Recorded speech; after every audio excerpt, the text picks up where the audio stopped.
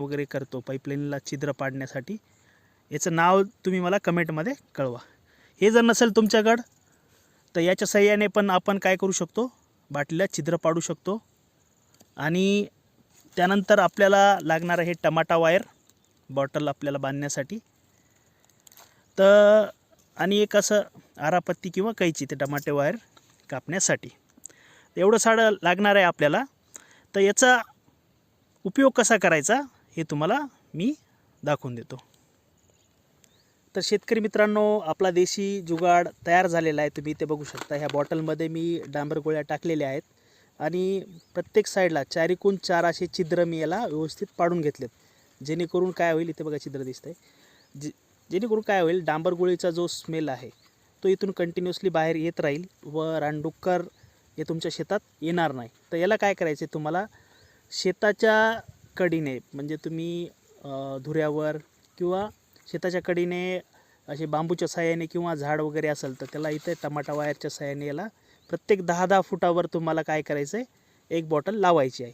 जेणेकरून ही बॉटल याचा वास जे आहे 10 फुटापर्यंत कवर करेल आणि ती दुसरी एक बॉटल राहील तिचा वास, असं म्हणजे कंटिन्यू एक लेअर तयार होईल.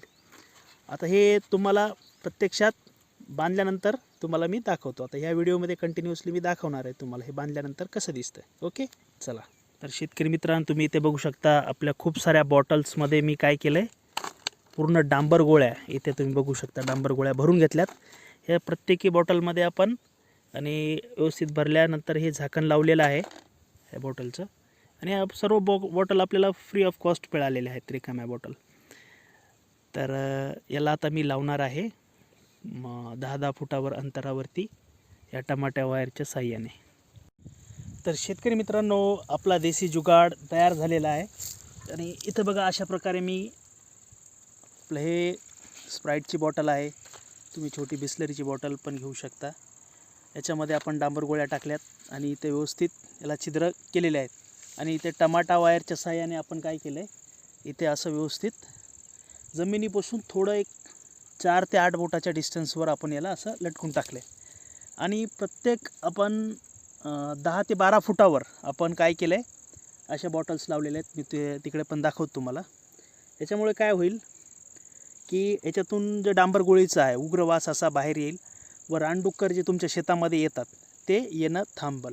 दुसरी गोष्ट, याच्यावरती जे पण तुमची फळबाग आहे, ओके, त्यावरती काय आळ्यांचा प्रादुर्भाव होत असतो. असे बघा इथं पानं वगैरे असे खातात आळ्या, ओके.